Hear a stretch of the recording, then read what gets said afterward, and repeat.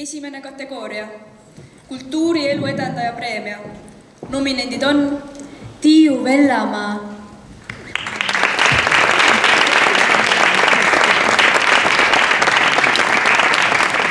Tiiu Vellamaa töötab igapäevaselt Väätsa lasteaias Paige liikumis- ja ujumisõpetajana ning Väätsa põhikoolis rütmika- ja rahvatantsuõpetajana. Lisaks juhendab Tiiu rahvatantsurühmi Riikar, Ilodus ja Lustikarud. Kõik Tiiu tantsurühmad said ka 2019. aasta tantsupeole ning Tiiu oli tantsuplatsi nurgajuht. Tiiule meeldib korrektselt tantsitud rahvatants.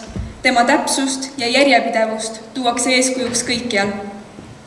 Tea Saar,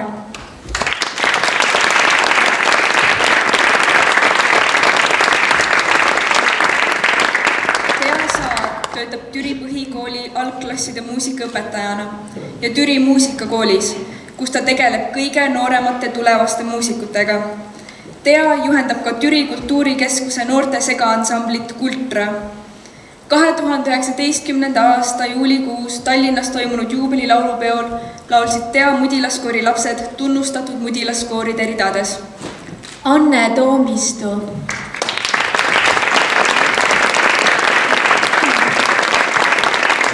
Anne Toomistu on Paide Hammerbecky põhikooli ja Türi ühisgümnaasiumi muusikaõpetaja.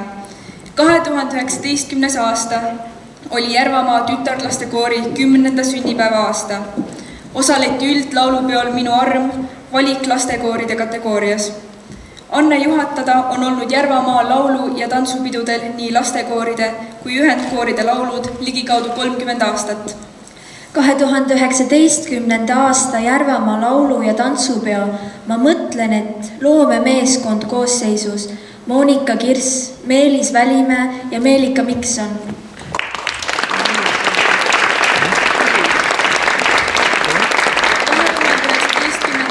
Järvamaa suurpidu oli nii sisult kui ka osalejate poolest mahukam kui kunagi varem.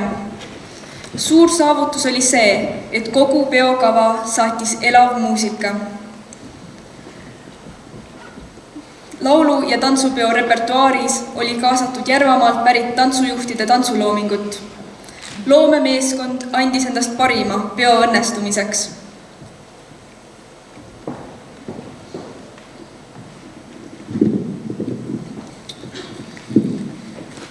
Ja nüüd mul on au